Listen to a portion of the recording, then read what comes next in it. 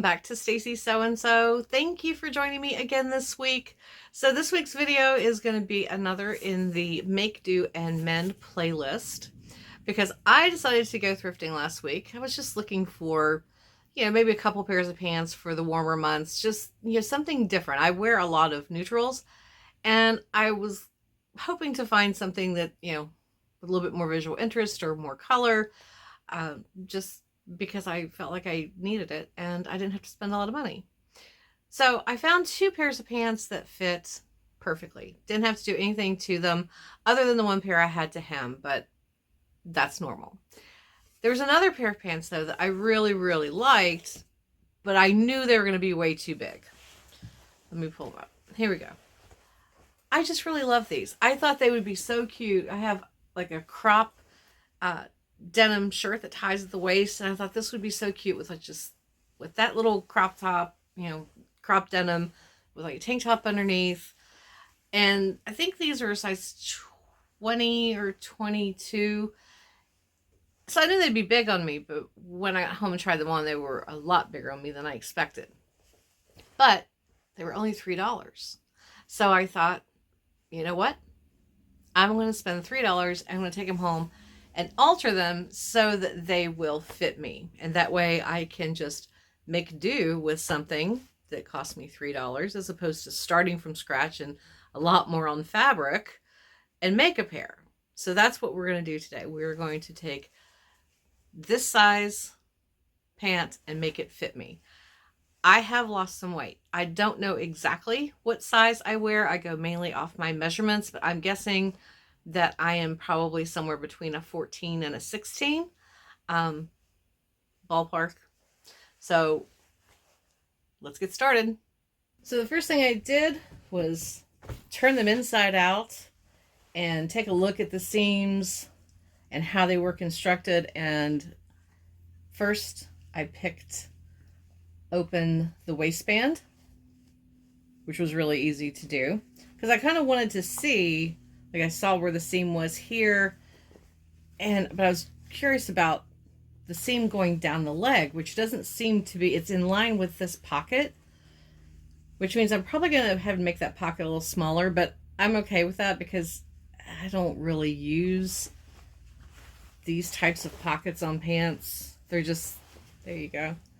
They're really small anyway, and they're really not deep enough to put a cell phone in, not to mention I think they're in an awkward place for comfort if you put anything in them. So I opened up that waistline to figure out where the seam was going down the side of the pants, and also discovered though, take a look at that. Here's the seam on the top part of the waistband. As you can see, it's hidden underneath one of the belt loops, and it does not align up with the seam on the actual pant that lines up with the pocket. So that's going to be interesting. And then I went ahead and picked off the hem as well. Although the length was actually good on me, but I needed to open it up anyway just because I know I'm going to be taking the pants up both on the outside seam as well as the inside seam and up into the crotch. So first things first, I want to try them on again just to kind of get a feel for how much I'm going to need to take out of the legs and through the crotch. I don't know if you notice, it might be easier if I turn it this way, but these are really kind of tapered. They're shaped. So it comes down pretty straight from here, and then you see a curve and it gets more narrow coming down. I'm actually thinking, because from here down, I kind of like I would say from where that is to the hem, I kind of like the width of them. I'm not sure I want to make them any more narrow at the bottom because it would be kind of a peg leg, and I don't think that would look good on me. So what I may do is try them on inside out and try just pinning straight up through here. This, by the way, is a mesh panel. to offer a little bit of support for slimming, I want to leave that. So I think that's the first thing I want to do is try them on and kind of see if I really only need to take up a portion through the inside of the leg and the crotch, and then carry this seam more straight so that it's not curved. The other thing I'm going to pay attention to is how much I'm going to have to take out of the waist. I've discovered that I can just pick off this portion. I will have to take the belt loop off, take it in, then reattach it, and then reattach the belt loop. But I think that'll be okay. So I'm going to try these on. Okay, so I had to pick off part of the top, the band portion, because I'm going to need to take it in starting an inch. And then I'm going to go straight down on either side. It's going to cut off part of the pocket, but again, like I said, I'm not as concerned. They're not really functional. They're really just shallow pockets, so I think they're really more for looks. I think I'm going to baste, just do like kind of like a long basting stitch first, so that I can then try them on. Then I'll do a final stitch, cut off the excess, and serge it. Same with the inseam into the crotch. I am only taking it down to just where the leg goes straight, which is about where my knee is. So we're going to stitch all through here as well, and the other side is done too. So I just started at the pin and started right in line with the seam of where it already was, and I'm just following this line of pins up the outside of the pant leg and making absolutely for sure that everything stays nice and flat. Okay, so I've got them seamed down the outside of the leg and all the way up through the inside into the crotch. Everything's good. This will kind of give you an idea of how much I took out. This is the waistband. There we go.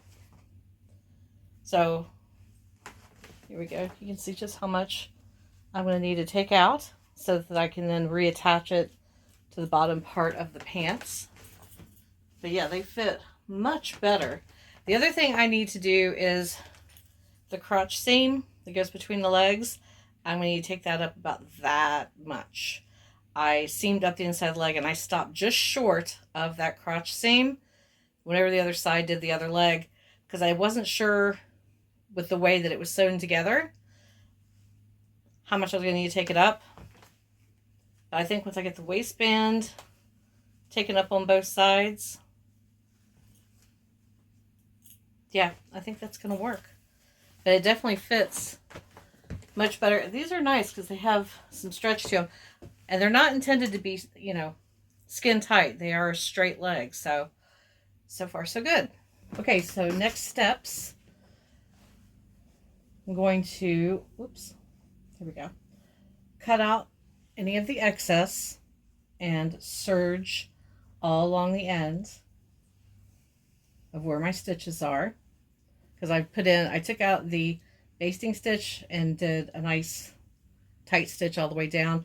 I was going to do a double, but then I realized I think it's just going to be easier just to cut off that excess and just do a nice serged edge, because this is serged, you can see. So I'm just going to do that.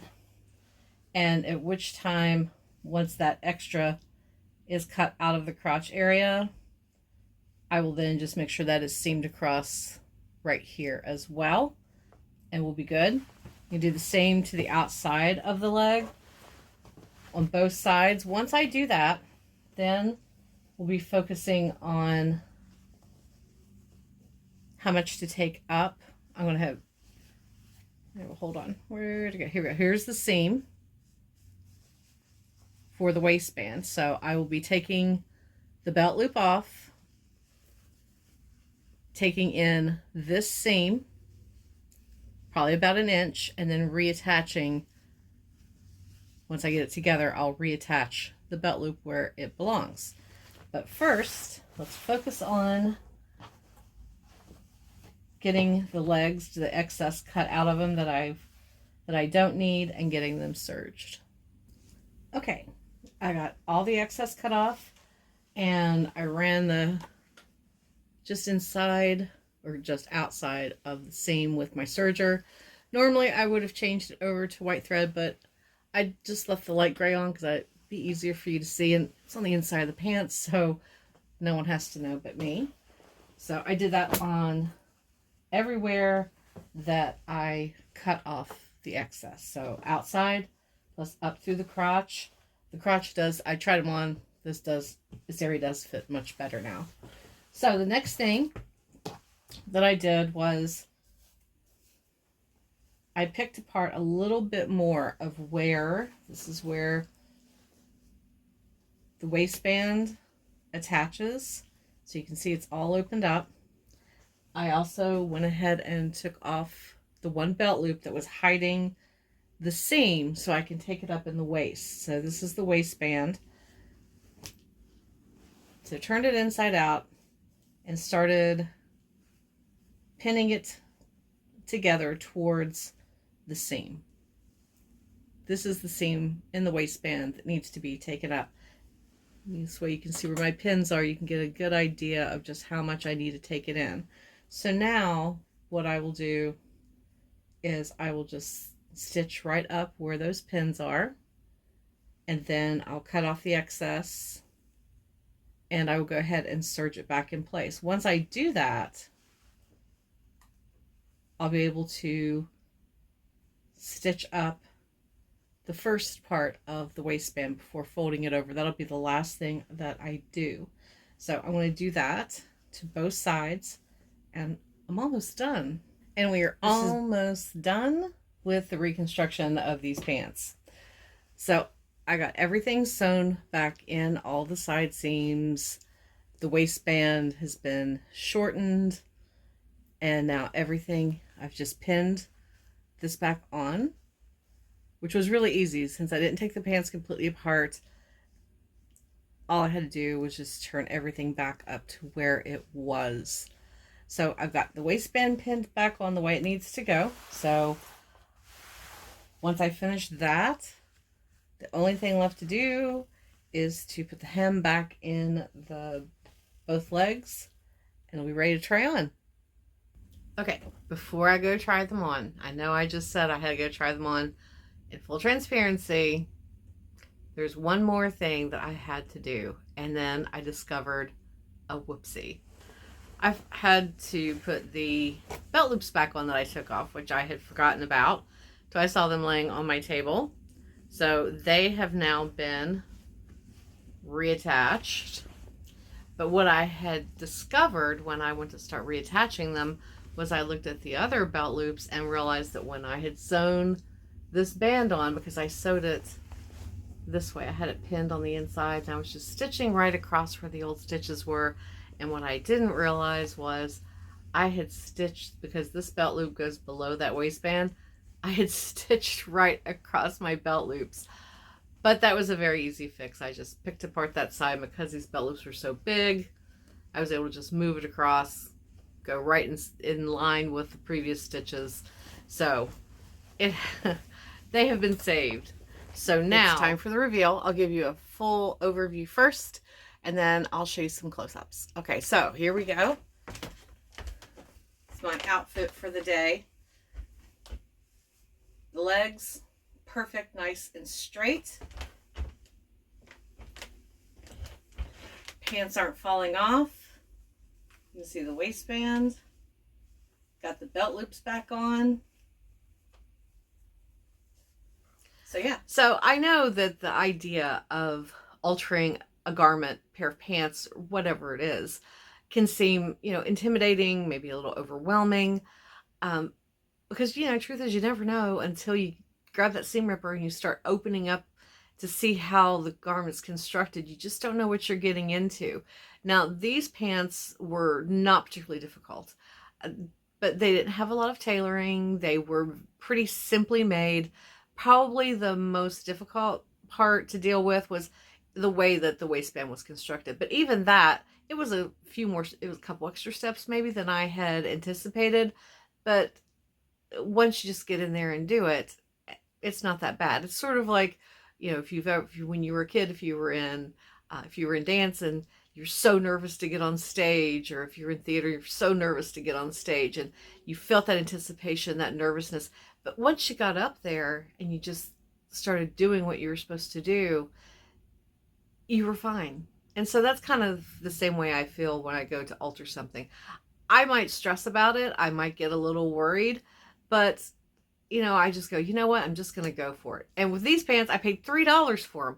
If I ruined them, it would have been sad, but I would have probably just cut them up or flipped them into something else, or cut them up into patches and used that fabric in something else. So if you do want to start learning more about how to alter your clothes, there are loads of videos on here about how to do it. I will do some others in the future as well, but it's great to just go and pick up something at a yard sale for inexpensive, or the thrift store, you know, $3 for a pair of pants, or, you know, a couple dollars for a blouse, and go ahead and take it apart and see if you can put it back together exactly the way it was. It's a great way to start understanding how garments are constructed, and then how you can alter those garments. So it's a fantastic learning tool. You will learn a lot from the process. So don't be intimidated. Be brave and just go for it. So before I head out, I want to give you a little sneak peek of what I will be working on for next week's video.